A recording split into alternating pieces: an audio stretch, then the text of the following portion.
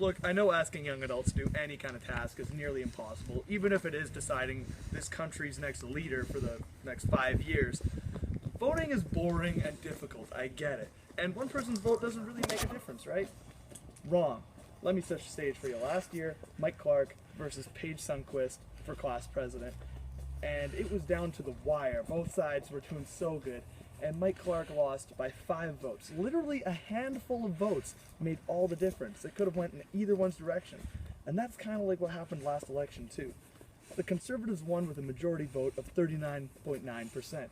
And the NDP was close to 30.6%, which is not that big of a margin, but only 58.8% of all Canadians actually showed up to vote, which doesn't really make sense because if you're not a Caucasian male, a few years ago you wouldn't have been able to vote. People fought and died for that right. They were jailed and beaten for that right to vote, and you're not even going to take that time out of your day, like 20 minutes, to go out and vote. That just doesn't really make sense to me. Plus, I don't know if you knew this, let's say you work a 12-hour shift, 8 to 8, you get 3 hours off. That's right, your work has to give you time off to vote.